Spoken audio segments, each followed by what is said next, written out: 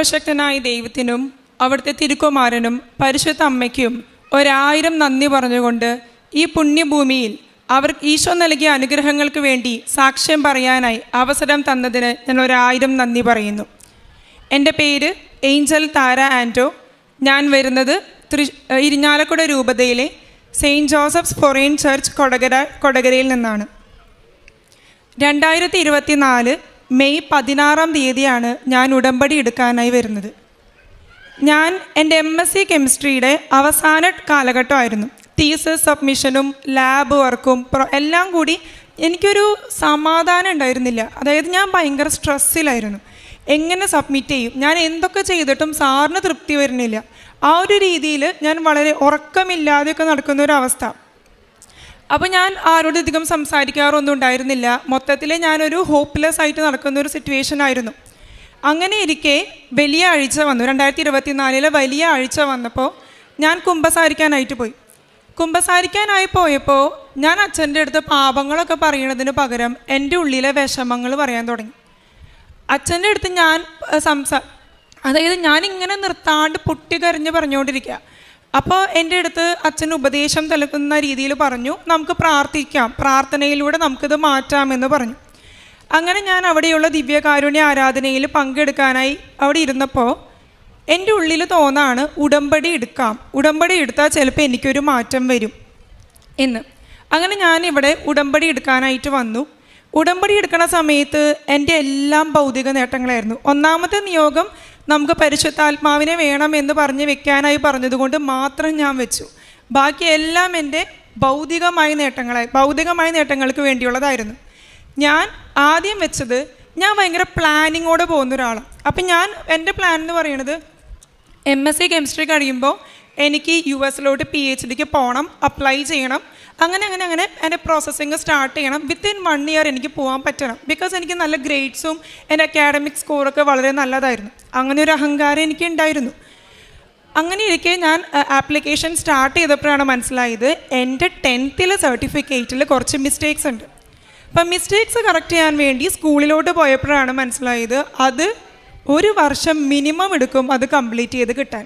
1 വർഷം എടുക്കും സർട്ടിഫിക്കറ്റ് കറക്റ്റായി കിട്ടാമെന്ന് പറഞ്ഞപ്പോൾ ഞാൻ വീണ്ടും ഭയങ്കര ഹോപ്പ്ലെസ് ആയിട്ട് മാറി. എനിക്ക് ഭയങ്കര ദേഷ്യം വന്നു. ഞാൻ ഉടമ്പടിയൊക്കെ എടുത്തിട്ടുണ്ടെങ്കിലും എനിക്ക് ഭയങ്കര ദേഷ്യം, ഞാൻ ഭയങ്കര ഉടമ്പടിയിൽ ഉഴപ്പാനൊക്കെ തുടങ്ങി. പക്ഷെ എന്തോ 1ാമത്തെ വട്ടം പുതുക്കാനായിട്ട് തോന്നി. അങ്ങനെ പുതുക്കാൻ വന്ന സമയത്ത് എൻ്റെ മനസ്സ് പറഞ്ഞു ഒന്ന് മര്യാദയ്ക്ക് ചെയ്ത് നോക്കാം ഉടമ്പടിയെന്ന്. അങ്ങനെ ഞാൻ ഇവിടെ നിന്നും മാതാവിൻ്റെ അടുത്ത് ഒരു കാര്യം പറഞ്ഞിട്ട് പോയി, എനിക്ക് സാക്ഷ്യം പറയാനായിട്ടൊരു അവസരം തരണമെന്ന്. പിന്നീട് ഞാൻ വളരെ കൃത്യമായിട്ട് ഉടമ്പടി പാലിക്കാൻ തുടങ്ങി. ഞാൻ കുർബാനയിൽ പങ്കെടുക്കും, കുമ്പസാരം 2 ആഴ്ച എന്നുള്ളത് ചിലപ്പോൾ 1 ആഴ്ചയ്ക്കുള്ളിൽ കുമ്പസാരിക്കും. അങ്ങനെ ഒരുപാട് കാര്യങ്ങൾ ദിവ്യകാരുണ്യ ആരാധനയിലൊക്കെ പങ്കെടുക്കാനൊക്കെ തുടങ്ങി. പിന്നെ കൂടെ ഞാൻ കരയാൻ തുടങ്ങി. അതായത് വിശുദ്ധ കുർബാനയിൽ പ്രധാനപ്പെട്ട ഭാഗങ്ങൾ വരുമ്പോൾ ഞാൻ കരയാൻ തുടങ്ങും, ദിവ്യകാരുണ്യ ആരാധനയിൽ കരയാൻ തുടങ്ങുന്നു, ഉടമ്പടി ധ്യാനങ്ങൾ കേട്ടിട്ട് ഞാൻ കരയാൻ തുടങ്ങുന്നു. അങ്ങനെ ഒത്തിരി എപ്പോഴും ഞാനിങ്ങനെ ഈശോൻ്റെ അടുത്ത് വരുമ്പോൾ ഞാൻ കരയും, ഈശോനെ സ്വീകരിക്കാൻ വരുമ്പോൾ ഞാൻ കരയാനായിട്ട് തുടങ്ങുന്നു. പിന്നീട് ഞാൻ വലിയ പ്രോഗ്രസ് ഒന്നും എൻ്റെ ലൈഫിൽ ഉണ്ടായില്ല. അതായത് സർട്ടിഫിക്കറ്റുകളൊന്നും ശരിയായി ഒന്നും വന്നില്ല. അപ്പോൾ നമ്മളൊരു പ്രത്യേക സിറ്റുവേഷനിലാണ്. ബട്ട് സ്റ്റിൽ ഹോപ്പ് ഉണ്ടാവാനായിട്ട് തുടങ്ങി. അങ്ങനെ ജപമാല റാലി പറഞ്ഞപ്പോൾ എന്തായാലും പങ്കെടുക്കാമെന്ന് വിചാരിച്ചു. ജപമാല റാലി എൻ്റെ ജീവിതത്തിൽ വലിയ മാറ്റങ്ങൾ കൊണ്ടുവന്നു. ഞാൻ ചെയ്തൊരു മണ്ടത്തരം എന്ന് പറയുന്നത് ഞാൻ ഇട്ട ചെരുപ്പ് ഇത്തിരി പ്രശ്നമുള്ളതായിരുന്നു. അതുകൊണ്ട് തന്നെ ഞാൻ നടന്നൊരു 10 മിനിറ്റ് ആയിട്ടാവില്ല അപ്പോഴേക്ക് എൻ്റെ കാലിൻ്റെ സൈഡും അടിയൊക്കെ ഒരഞ്ഞു പൊട്ടി. നടക്കാനായിട്ട് എനിക്ക് ഭയങ്കര ബുദ്ധിമുട്ടായി.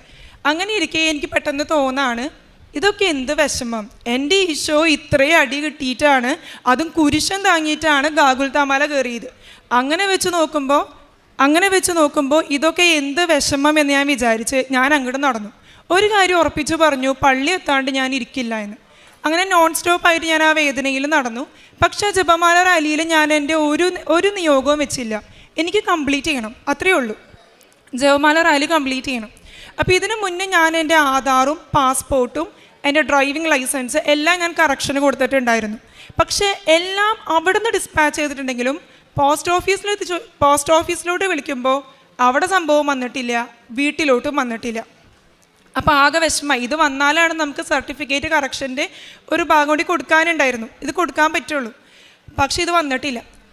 അങ്ങനെ ജപമാല റാലിക്ക് നിയോഗമൊന്നും വെക്കാതെയാണ് പോയെങ്കിലും വീട്ടിലെത്തിക്കഴിഞ്ഞപ്പോൾ പപ്പ എന്നെ വിളിച്ചിട്ട് പറയാണ്, ഈ പറയുന്ന ആധാറും ഡ്രൈവിംഗ് ലൈസൻസും പാസ്പോർട്ടും വീട്ടിലോട്ട് എത്തിയിട്ടുണ്ടെന്ന്. എനിക്കത് ഭയങ്കര അത്ഭുതമായി. കാരണം ഞാനത് ചോദിച്ചില്ല, ഞാനത് തരാൻ പറഞ്ഞൊന്നും ചോദിച്ചൊന്നുമില്ല. പക്ഷെ എനിക്കത് തന്നു. അങ്ങനെ ഞങ്ങളത് സബ്മിറ്റ് ചെയ്തു സർട്ടിഫിക്കറ്റ് കറക്ഷന് വേണ്ടി. വീണ്ടും ഇങ്ങനെ പോകുന്നു. ഞാൻ വീണ്ടും കൂടുതൽ ഈശോയിലേക്ക് അടുക്കാനായിട്ട് തുടങ്ങി. കാരണം ബൈബിള് വായന എന്നെ ഒരുപാട് മാറ്റി. ഞാൻ ബൈബിളിൽ എന്താ പറയുക, കേട്ടിട്ട് മാത്രമുള്ള പുസ്തകങ്ങളെ വായിക്കാൻ തുടങ്ങിയപ്പോഴാണ് ബൈബിളിലും നമ്മളുടെ ജീവിതത്തിനോട് സെയിം ആയിട്ട് വരുന്ന രീതിയിലുള്ള കഥകളുണ്ടെന്ന് എനിക്ക് മനസ്സിലായത്. അങ്ങനെ ഞാൻ ബൈബിൾ നല്ലപോലെ വായിക്കാൻ തുടങ്ങി. ബൈബിൾ ക്ലാസ്സുകൾ കേൾക്കാനായിട്ട് തുടങ്ങി. അതായത് ഞാൻ കുറേ പേരോട് പറയാനും തുടങ്ങി, ബൈബിൾ വായിക്കുമ്പോൾ നല്ലതാണ്. പിന്നെ എനിക്ക് പെട്ടെന്ന് തോന്നും, ഇന്ന പുസ്തകം വായിക്കി, അപ്പം ഞാൻ അത് പോയി വായിക്കും. അപ്പോൾ അതുമായിട്ട് ബന്ധപ്പെട്ട ആരെങ്കിലും എൻ്റെ ഒരു വിഷമം പറഞ്ഞ് വിളിക്കുമ്പോൾ ഞാൻ പറയും, നിങ്ങൾ ഈ പുസ്തകം വായിക്കി, നിങ്ങൾക്കത് കറക്റ്റായിട്ട് നിങ്ങൾക്കത് മനസ്സിലാവും എന്ന് പറഞ്ഞ് ഞാൻ അങ്ങനെ പറഞ്ഞു കൊടുക്കാറുണ്ടായിരുന്നു. അങ്ങനെ ഇരിക്കെ പള്ളിയിൽ നിന്ന് ഞാൻ ഒരു ദിവസം അപ്പോൾ എല്ലാ ദിവസവും ഞാൻ പള്ളിയിൽ പോകുന്നത് കൊണ്ട് പള്ളിയിൽ നിന്ന് ഞാൻ വീട്ടിലോട്ട് വരികയാണ്. വീട്ടിലോട്ട് വന്നു കഴിയുമ്പോൾ എൻ്റെ അനിയൻ, അവൻ എന്നെ പോലെ തന്നെ ഭയങ്കര ദേഷ്യത്തിലാണ് നിൽക്കുന്നത്. എൻ്റെ അടുത്ത് ദേഷ്യത്തിൽ എന്നെ തിന്നുന്ന അവസ്ഥയിൽ എന്നെ ചോദിച്ചിട്ട് പറയാണ്, നീ എന്തിനാ പള്ളിയിൽ പോണേ, നീ എന്തിനാ പ്രാർത്ഥിക്കാൻ പോണേ, നമുക്ക് എന്തെങ്കിലും നടന്നാ, അങ്ങനെ ഒരു രീതിയിൽ എന്നോട് ചോദിച്ചു. എനിക്ക് ഭയങ്കര സങ്കടം വന്നു. കാരണം എനിക്ക് മനസ്സിലായ ഒരു കർത്താവുണ്ട്. ആ കർത്താവിനെ വെല്ലുവിളിക്കാൻ ഞാനില്ല, എനിക്കാവില്ല, അതിനുള്ള ശക്തിയൊന്നും എനിക്കില്ല. ഞാൻ അവൻ്റെ അടുത്ത് ഓപ്പണായിട്ട് പറഞ്ഞു, നമ്മളൊക്കെ സാധാരണ മനുഷ്യരാടാ, ആ ഈശോനെ വെല്ലുവിളിക്കാനൊന്നും നമ്മളായിട്ടില്ല. എന്നിട്ട് ഞാൻ അവനോട് പറയാണ്, ബൈബിളിൽ വായിച്ചപ്പോൾ എനിക്ക് ഇഷ്ടപ്പെട്ട ഒരു ഭാഗമുണ്ട്. ഏലീശ പ്രവാചകൻ പ്രാർത്ഥിച്ചപ്പോൾ തീയിറക്കി കർത്താവ് ദഹിപ്പിച്ച ഒരു ഭാഗം. അത് ഞാൻ അവനോട് പറഞ്ഞിട്ട് ഞാൻ അവിടെ നിന്ന് പോന്നു. എനിക്ക് ഭയങ്കര സങ്കടമായി. ഞാൻ എന്നിട്ട് ഈശോനെയും മാതാവിനെയും നോക്കിയിട്ട് ഞാൻ കരയാണ്. ഞാൻ പറയാണ്, ഞങ്ങൾക്ക് ഈശോയെ, അവന് തെറ്റുപറ്റി, എനിക്ക് തെറ്റുപറ്റി, ഞങ്ങളോട് ക്ഷമിക്കണേ.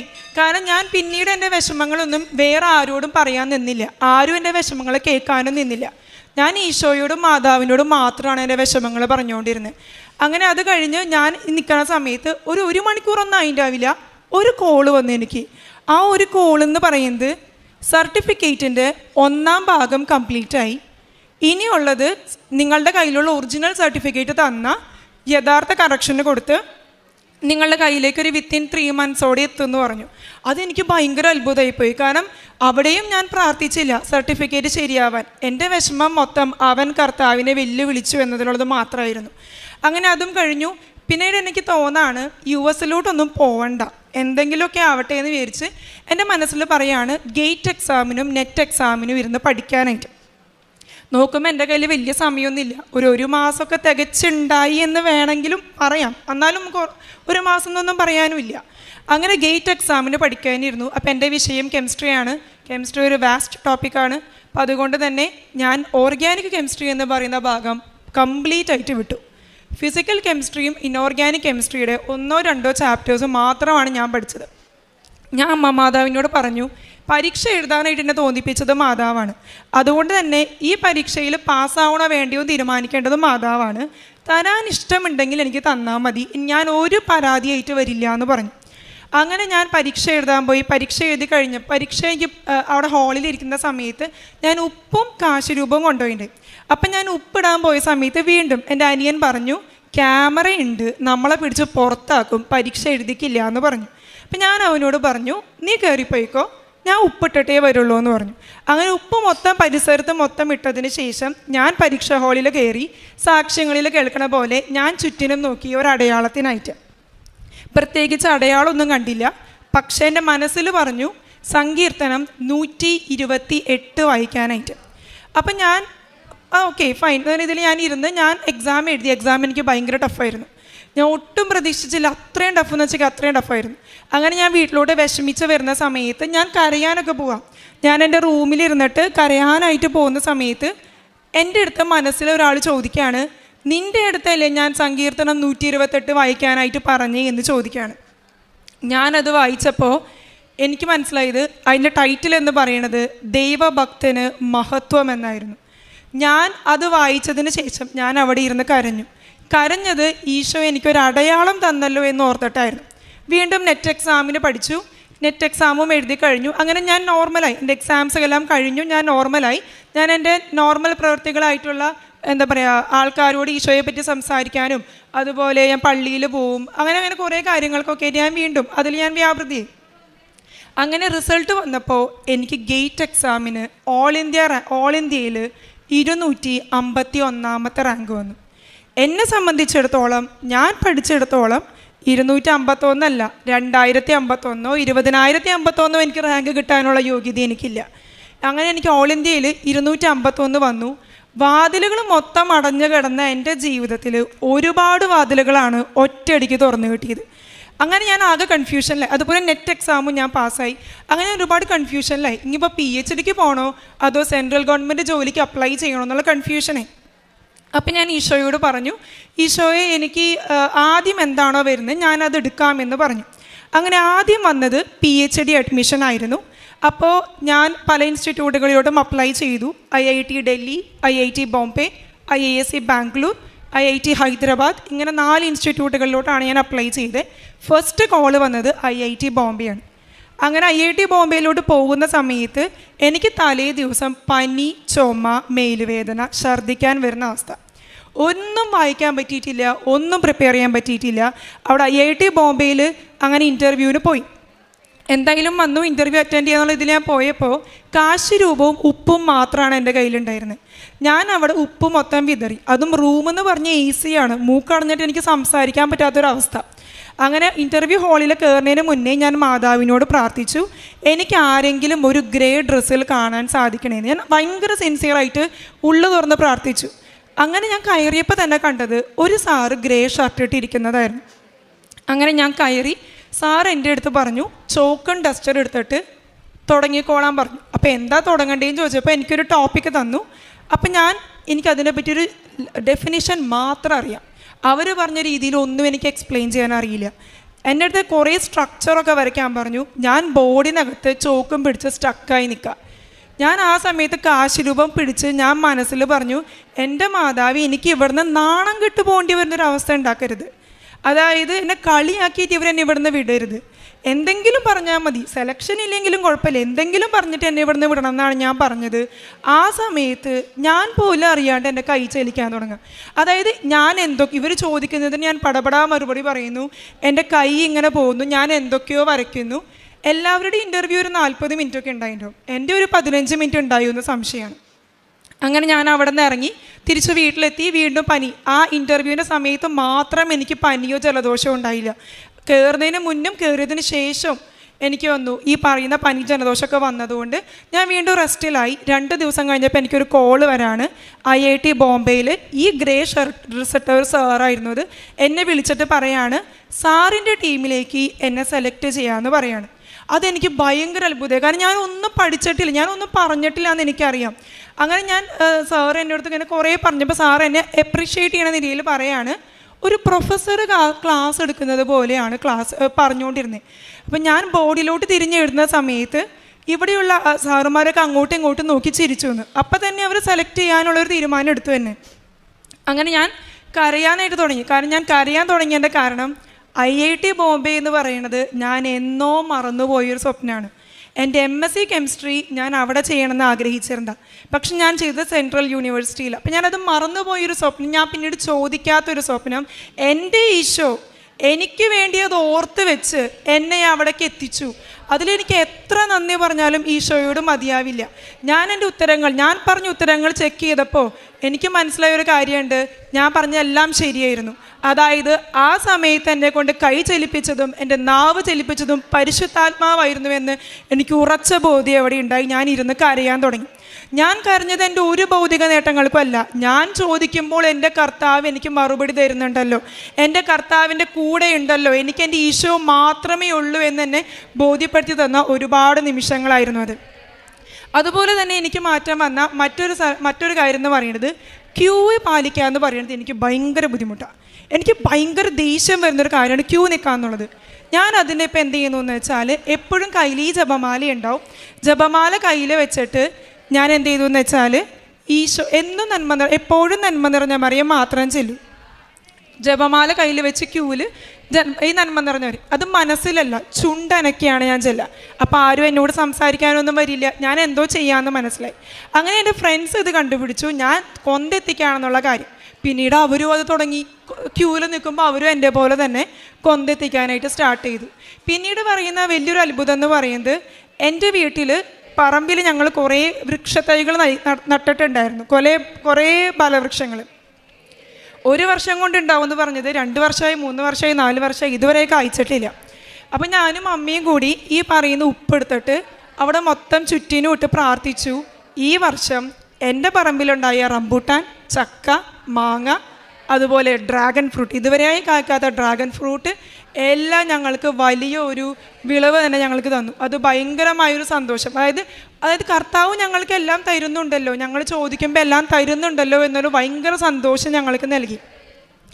അതുപോലെ തന്നെ വേറെ കുറേ, അതായത് ഈ പറയുന്ന ഭൗതിക നേട്ടങ്ങൾ ഒന്നുമല്ല, എനിക്കുണ്ടായ ഒരു ആത്മീയ നേട്ടമുണ്ട്. അതായത് ഞാൻ എന്നും പള്ളിയിൽ പോകുന്ന ഒരാളല്ലായിരുന്നു. പള്ളിയിൽ പോയാലും പള്ളിയിൽ പ്രാർത്ഥനകൾക്ക് കൂടുന്നല്ലാതെ ഞാൻ അതിൻ്റെ അർത്ഥം മനസ്സിലാക്കിയിരുന്നില്ല. പിന്നീട് വിശുദ്ധ കുർബാനയെ അനലൈസ് ചെയ്യാനായിട്ട് തുടങ്ങിയപ്പോഴാണ് ഞാൻ കരയാനായിട്ട് തുടങ്ങിയത്. ഏറ്റവും വലിയ മാറ്റം വന്നത് വലിയ ആഴ്ചകൾ വന്നപ്പോൾ, ഈ കഴിഞ്ഞ വലിയ ആഴ്ചയിൽ ദുഃഖ വെള്ളിയാഴ്ച പീഡാനുഭവ ചരിത്രം വായിച്ചു. എനിക്ക് കരച്ചിൽ നിർത്താൻ പറ്റുന്നുണ്ടായിരുന്നില്ല. ഞാൻ ഈശോ കുരിശിൽ തൂങ്ങി മരിച്ചു എന്ന് പറഞ്ഞ ഭാഗം വന്നപ്പോൾ ഞാൻ ഈശോയെ എന്ന് പറഞ്ഞ് അങ്ങോട്ട് കരയാണ്. അതായത് ഞാൻ എൻ്റെ മുന്നിൽ ഈശോ നിന്ന് കരയുന്നതായിട്ട്, ഈശോ കുരിശിൽ കിടക്കുന്നതായിട്ട് ഞാൻ കണ്ട് ഞാൻ നിന്ന് അങ്ങോട്ട് കരയാൻ തുടങ്ങി. അതൊക്കെ എനിക്ക് ആദ്യമായിട്ടുണ്ടാവുന്ന അനുഭവങ്ങളായിരുന്നു.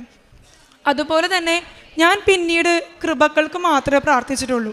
അതായത് ഞാൻ ജപമാല റാലിക്ക് ശേഷം ഭൗതിക നേട്ടങ്ങൾക്കായി ഒന്നും പ്രാർത്ഥിച്ചില്ല.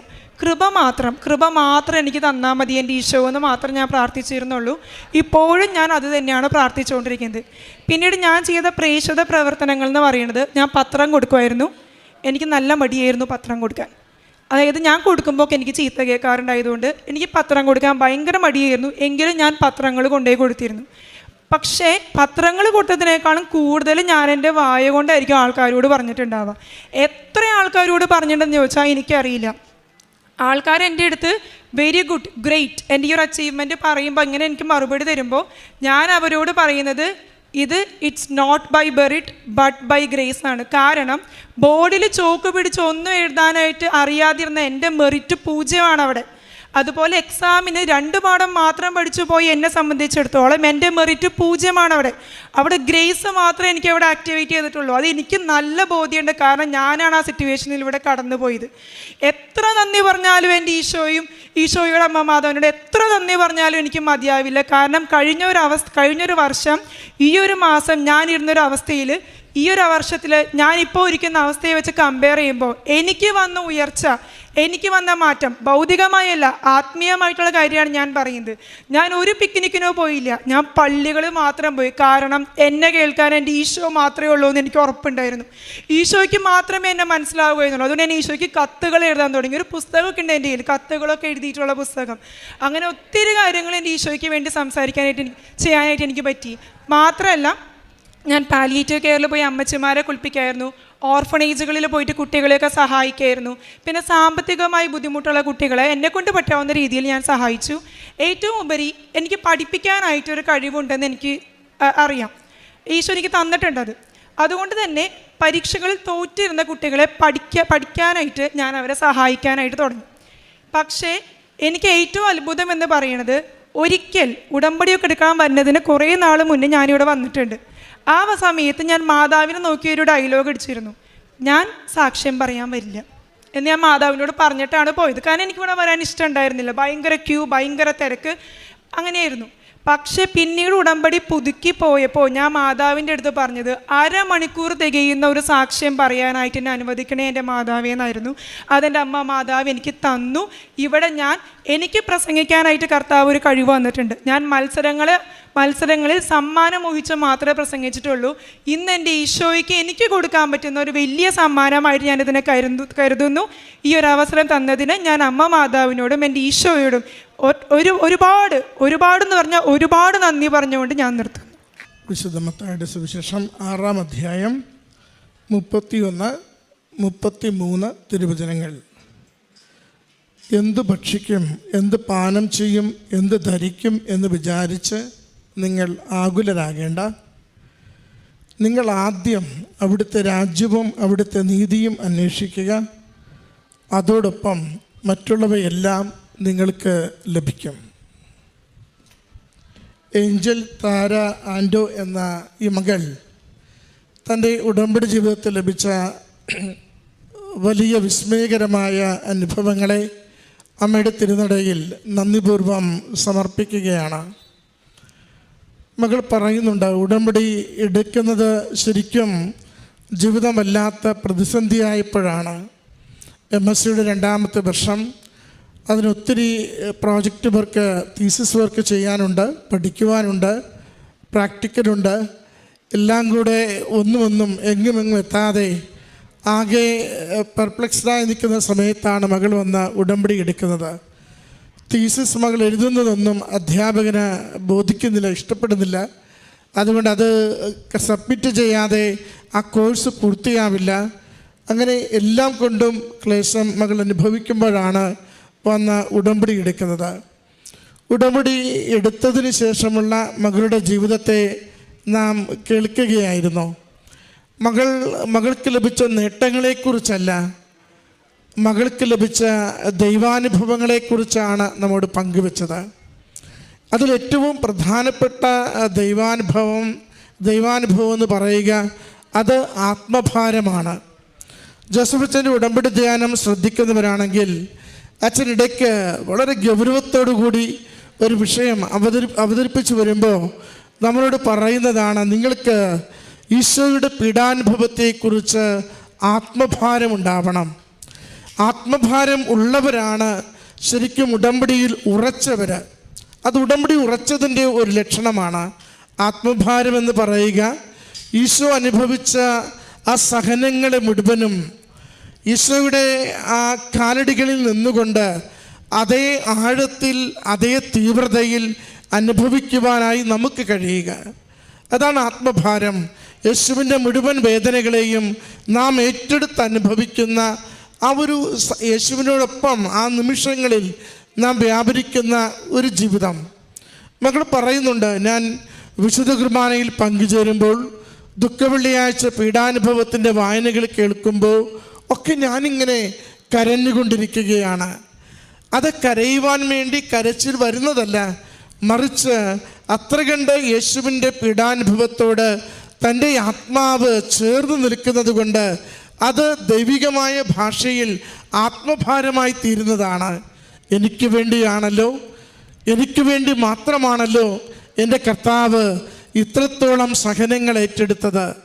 എന്നെ രക്ഷിക്കുവാൻ വേണ്ടിയാണല്ലോ, എനിക്ക് പരിശുദ്ധാത്മാവിനെ നൽകുവാൻ വേണ്ടിയാണല്ലോ, എൻ്റെ ജീവിതത്തെ ഉയർത്തുവാൻ വേണ്ടിയാണല്ലോ ഇത്രയേറെ അടികളേറ്റ് അവൻ വൈരൂപ്യത്തോടു കൂടി ഈ കുരിശിൽ എല്ലാവരാലും തിരസ്കരിക്കപ്പെട്ടിങ്ങനെ കിടക്കുന്നത്. ഈ ചിന്തകളാണ് നമ്മുടെ ഉള്ളിൽ ആത്മഭാരം ഉണ്ടാക്കുക. അത് ഒരു ദൈവികമായ കൃപയാണ്. ഒരു വിശുദ്ധ ബലിയിൽ ആ ഈശോ കടന്നു പോകുന്ന തീക്ഷ്ണമായ പീഡാനുഭവ നിമിഷങ്ങളിൽ നമ്മൾ പൂർണ്ണമായി താതാത്മ്യപ്പെട്ടുകൊണ്ട് അതേ അനുഭവത്തോടെ ജീവിക്കുക എന്നത്. മകൾ അതിനെക്കുറിച്ച് ഒത്തിരി ഈ സാക്ഷ്യത്തിൽ പങ്കുവയ്ക്കുന്നുണ്ട്. ആത്മഭാരതലത്തെക്കുറിച്ച് മകൾക്ക് ലഭിച്ച ഏറ്റവും വലിയ അനുഗ്രഹം അതാണ് എന്നാണ് ഈ സാക്ഷ്യത്തിൽ അച്ഛന് തോന്നുക. യേശുവിൻ്റെ ആ ജീവിതത്തോട്, യേശുവിൻ്റെ സഹനങ്ങളോട്, യേശു കടന്നു പോകുന്ന മണിക്കൂറുകളോട് ചേർന്ന ജീവിതത്തെ, ആത്മാവിനെ വെച്ചുകൊണ്ട് പ്രാർത്ഥിക്കുവാനും അത് ഫീൽ ചെയ്ത് ആ നിമിഷങ്ങളിലൂടെ കടന്നു പോകുവാനും മകൾക്ക് ദൈവം കൊടുത്ത കൃപയെ ഓർത്ത് നന്ദി പറയാം. മകൾ പറയുന്നുണ്ട്, അവൾ MSc കഴിയുമ്പോൾ എന്ത് ചെയ്യണം, US പോകണം എന്ന ആഗ്രഹം ആദ്യമുണ്ട്. എന്ത് ചെയ്യണമെന്ന് മാതാവിനോടാണ് ചോദിക്കുന്നത്. 2 എക്സാംസാണ് മുന്നിൽ വരുന്നത്. രണ്ടും ഏറെ ഗൗരവമുള്ള, ഒത്തിരിയേറെ പരിശ്രമം ആവശ്യമുള്ള, ഒത്തിരി നാൾ പഠിക്കേണ്ടുന്ന ഒരു വിഷയങ്ങളായിരുന്നു. ഗേറ്റും അതുപോലെ നെറ്റും രണ്ടും വളരെ ഗൗരവമുള്ള എക്സാംസാണ്. മകൾ പറയുന്നുണ്ട്, ഗേറ്റിന് വേണ്ടി ഒരുങ്ങുമ്പോൾ ഏറ്റവും പ്രധാനപ്പെട്ട ഒരു പോർഷനാണ് ഓർഗാനിക് കെമിസ്ട്രി. അത് മുഴുവനായി വിട്ടിട്ട് തൊട്ടതേയില്ല. അത് പൂർണ്ണമായി ഉപേക്ഷിച്ചിട്ടാണ് ഇനോർഗാനിക്കും ഫിസിക്കൽ കെമിസ്ട്രിയും മകൾ പഠിക്കുന്നത്. അതുതന്നെ കുറച്ച് അവിടെയും ഇവിടെയൊക്കെ നോക്കിയിട്ട് മകൾ പോകുന്നു. മകൾ പറയുന്നുണ്ട്, വേണമെങ്കിൽ എൻ്റെ റാങ്ക് 20,000-അപ്പുറം പോകാമായിരുന്നു. പക്ഷേ എൻ്റെ അമ്മ മാതാവ് അമ്മയുടെ ഉടമ്പടി ഉപ്പും ഉടമ്പടി കാശുരൂപവും എൻ്റെ കയ്യിലുള്ളത് കൊണ്ടും ദൈവനാമ മഹത്വത്തിനു വേണ്ടി മാത്രം ഞാൻ ഉടമ്പടിയെടുത്ത ദിനം മുതൽ ജീവിച്ചതുകൊണ്ടും എൻ്റെ അമ്മ മാതാവ് എനിക്കത് 251 എന്ന റാങ്കിലേക്ക് ഓൾ ഇന്ത്യ ലെവലിൽ എന്നെ കൊണ്ടുവന്നെത്തിച്ചുവെന്ന. ചെറുതല്ലത്, വലിയൊരു റാങ്കാണത്. വളരെ മികച്ച ഒരു വിജയമാണ്. മകൾ പറയുന്നുണ്ട്, MSc പഠിക്കുവാൻ ആഗ്രഹിച്ചത് ബോംബെയിലായിരുന്നു. ബോംബെ IIT പഠിക്കണമെന്ന് ഒത്തിരി ആഗ്രഹിച്ചു. എന്നാൽ അത് നടന്നില്ല. നടക്കാതിരുന്നപ്പോൾ അമ്മ മാതാവ് അവളെ ഇപ്പോൾ ഡോക്ടറേറ്റിന് വേണ്ടി PhDക്ക് വേണ്ടി മകൾക്ക് കൊടുത്ത ഇടം ബോംബെ IIT ആണ്. നോക്കുക, നമ്മൾ ചില കാര്യങ്ങൾ നടക്കില്ലല്ലോ വിട്ടുകളഞ്ഞ് നാം ഉപേക്ഷിക്കുമ്പോൾ അമ്മ മാതാവ് ഓർത്തു വെച്ച് നമ്മുടെ ജീവിതത്തിന് അത് നന്മയായി പരിണമിക്കുന്നതാണെങ്കിൽ നമുക്ക് സമയത്തിൻ്റെ പൂർണ്ണതയിൽ അനുവദിച്ചു തരും. മകളിത് കൃത്യമായിട്ട് നമ്മളോട് പറയുന്നുണ്ട്. ഞാനത് ഉപേക്ഷിച്ചൊരു വിഷയം പിന്നീട് എൻ്റെ ഏത് ഇടത്തേക്കും പോകാവുന്ന രീതിയിൽ എനിക്ക് ഇൻ്റർവ്യൂസ് വരികയും ഞാൻ ആദ്യം ചെന്ന് പങ്കെടുക്കുമ്പോൾ എനിക്ക് ആ നിമിഷങ്ങളിൽ മാത്രമാണ് പനിയോ ജലദോഷമോ സംസാരിക്കുവാനാവാത്ത അവസ്ഥ ഇല്ലാതിരുന്നത്. ചെന്നിട്ട് ചോക്കും ഡസ്റ്ററും കയ്യിലുണ്ടെന്നല്ലാതെ ഒന്നും എഴുതാനാവാത്ത, പറഞ്ഞ വിഷയം അവതരിപ്പിക്കുവാനാവാത്ത അവസ്ഥയുമുണ്ട്. ഉടമ്പടിയുടെ പ്രത്യേകത, ഉടമ്പടിയിൽ നമ്മൾ വിശ്വസ്തരാണോ, അമ്മ മാതാവ് കൂടെ നിന്ന് നാം അന്ന് വരെ കാണാത്തത് നമ്മളെ കാണിച്ചു തരും. നാം അന്ന് വരെ ചെയ്യാത്തത് നമ്മൾ ചെയ്യിച്ചുകൊണ്ടിരിക്കും. മകൾ പറയുന്നുണ്ട്, എൻ്റെ കൈ വെറുതെ ബോഡിയിൽ കൂടി ഓടിക്കൊണ്ടിരുന്നു. അവർ പറഞ്ഞ സ്ട്രക്ചറുകളൊക്കെ ഞാനിങ്ങനെ ഫോർമുലാസൊക്കെ ഞാനിങ്ങനെ എഴുതിക്കൊണ്ടിരുന്നു. കാരണം ഇതൊന്നും എൻ്റെ തലച്ചോറിനകത്ത് വന്നതല്ല. ഇതൊന്നും ഞാൻ വായിച്ചു പഠിച്ച് എൻ്റെ കാണാപ്പാടം എൻ്റെ മനസ്സിൽ വെച്ചിട്ടുള്ളതല്ല. ഇത് നാണം കെടുത്താതെ എൻ്റെ അമ്മ മാതാവ് ഇവിടെ തന്നെ വിടണമെന്ന് പറയുമ്പോൾ അമ്മ എനിക്ക് സന്ദേശം തരുന്നതാണ്. പ്രിയമുള്ളവരെ, ഉടമ്പടിയുടെ വളരെ പ്രധാനപ്പെട്ട ഒരു മേഖലയാണിത്. അമ്മയുടെ സാന്നിധ്യം കൊണ്ട്, അമ്മയുടെ സന്ദേശം കൊണ്ട് എപ്പോഴും ഉടമ്പടി ജീവിതത്തെ കൂടുതൽ കൂടുതൽ ബ്ലസ് ചെയ്തുകൊണ്ടിരിക്കും. മകൾ പറയുന്നുണ്ട്, ഒരു പ്രൊഫസർ ആ ക്ലാസ് എടുക്കുന്നത് പോലെ നീ ഞങ്ങൾക്ക് വേണ്ടി ക്ലാസ് എടുത്തുവെന്ന് അവർ അവസാനം വിലയിരുത്തിയെന്ന്. എൻ്റെ കഴിവല്ല, ദൈവകൃപ മാത്രമെന്ന് ആവർത്തിച്ച് അവൾ അടിവരയിടുന്നുണ്ട്. എൻ്റെ കഴിവല്ല, ദൈവകൃപ മാത്രമെന്ന് ആവർത്തിച്ച് അടിവരയിട്ടുകൊണ്ടാണ് മകൾ ആ സാക്ഷ്യത്തിലേക്ക് പൂർത്തീകരിക്കുന്നത്. പ്രിയമുള്ളവരെ, വളരെ ഉന്നതമായ ഒരു വിജയം, വളരെ മികച്ച ഒരു IITയിലുള്ള മകളുടെ ഗവേഷണ പഠനം, അതിന് തൻ്റെ കഴിവുകൾക്കപ്പുറം ദൈവികമായ പരിശുദ്ധാത്മ ചൈതന്യത്തിൽ നിറയപ്പെട്ടുകൊണ്ട് ഈശോയുടെ ആത്മഭാരം മുഴുവനും സ്വീകരിച്ചെടുത്തുകൊണ്ട് ജീവിക്കുവാൻ ദൈവം കൃപ കൊടുത്ത നാളുകൾ, ഭൗതികമായി എല്ലാം ക്രമീകരിച്ചു കൊടുത്ത് മറ്റുള്ളവരെ പഠിപ്പിക്കുവാൻ, മറ്റുള്ളവർക്ക് കാരുണ്യ പ്രവൃത്തി ചെയ്യുവാൻ, മറ്റുള്ളവരോട് നന്മയ്ക്ക് വേണ്ടി എന്ന് നിലകൊള്ളുവാൻ മകൾ ശ്രദ്ധിച്ചിരുന്നതും സൂചിപ്പിക്കുന്നുണ്ട്. മകൾ വേദനിച്ച 2 അനുഭവങ്ങൾ പറയുന്നുണ്ട്. അത് ഈശോയെ വെല്ലുവിളിച്ച നിമിഷങ്ങളാണ്. അത് സഹോദരൻ 2 തവണയും മകളെ ഒന്ന് പ്രകോപിപ്പിക്കുമ്പോൾ നമുക്ക് വരുമത്. ഉടമ്പടി ജീവിതത്തിൽ അതിൽ ഒന്നുകിൽ ഉടമ്പടിയെ തള്ളിപ്പറയുവാനായിട്ട്, അല്ലെങ്കിൽ ഉടമ്പടിയിൽ നിന്ന് മാറിപ്പോകാനായിട്ട് ഇടയ്ക്ക് നമുക്ക് പ്രലോഭനങ്ങൾ വരും. ഒരുപക്ഷെ നമ്മൾ പ്രതീക്ഷിക്കാത്ത വ്യക്തികളിൽ നിന്നായിരിക്കും ഈ ഇടപെടലുകൾ ഉണ്ടാവുക. വളരെ ലളിതമായ രീതിയിലാണ് സഹോദരൻ്റെ 2 ഇടപെടലുണ്ടായത്. എത്ര നാളായി ഉടമ്പടിയിൽ നീ പ്രാർത്ഥിക്കുന്നു, വല്ലതും നടന്നോ, ഇനി വിട്ടിട്ട് പോകാൻ പാടില്ലേ? അതാണ് ഒന്ന് അവൻ ചോദിച്ചുകൊണ്ട് വന്ന് ഇടപെടുന്നത്. അവൾ ഉടമ്പടിയുടെ ഉപ്പ് ഗേറ്റിൻ്റെ പരീക്ഷയ്ക്ക് പോകുമ്പോൾ അവിടെ വിതറുമ്പോൾ ചോദിക്കുന്നുണ്ട്, വെറുതെ അലമ്പൊന്നും ഉണ്ടാക്കി വെക്കരുത്, ക്യാമറയുണ്ട്, അതുകൊണ്ട് നീ അകത്ത് കയറിപ്പോയി പരീക്ഷ എഴുതുന്ന. 2 തവണയും മകളുടെ മറുപടിയാണ് ഗൗരവമുള്ളത്.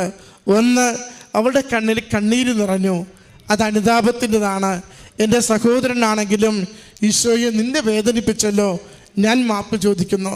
രണ്ടാമത്തത്, എനിക്കെന്താണ് ഉടമ്പടി ബോധ്യമുള്ളത്, അതിൽ നിന്ന് ഞാൻ അപ്പുറവും ഇപ്പുറവും വ്യത്യാസമില്ല. ഞാൻ അവിടെ ഉപ്പ് വിതറിയിരിക്കും, ഞാൻ അമ്മ മാതാവിനോട് പ്രാർത്ഥിച്ചിരിക്കും, അമ്മയിൽ ശരണപ്പെട്ട് മാത്രം ഈ പ്രവൃത്തിയിൽ ഞാൻ വ്യാപരിച്ചിരിക്കും.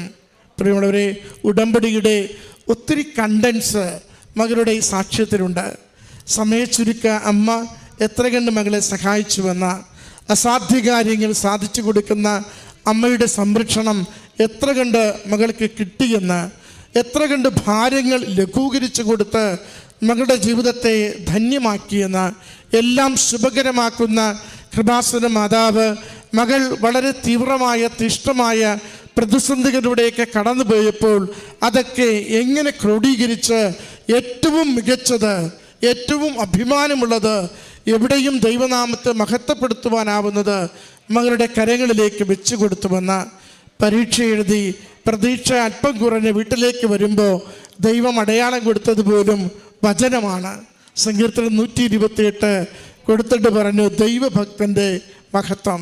അതെല്ലാം വളരെ കോറിലേറ്റഡ് ആണ്, ഒന്നൊന്നിനോട് ചേർന്ന് ഉടമ്പടി എങ്ങനെയാണ് സംസാരിക്കുന്നതെന്ന് മകളുടെ സാക്ഷ്യത്തിൽ പങ്കുവയ്ക്കുകയാണ്. ഇത് നമുക്കും സാധ്യമാണ്. നമ്മുടെ ജീവിതത്തിലും ഈ അനുഭവങ്ങൾ നിസ്സാരമായി അമ്മ അനുവദിച്ചു തരും. ഉടമ്പടിയിൽ നമുക്ക് വിശ്വസ്തയോടെ മുന്നേറാം. മകൾക്ക് ലഭിച്ച എല്ലാ നല്ല അനുഭവങ്ങൾക്കും ഉടമ്പടി ജീവിതത്തിൽ ലഭിച്ച വളർച്ചയ്ക്കും അമ്മ മാതാവിനും തിരുക്കുമാരനും നന്ദി പറഞ്ഞുകൊണ്ട് കരങ്ങളടിച്ച് ഈ സാക്ഷ്യം സമർപ്പിക്കാം.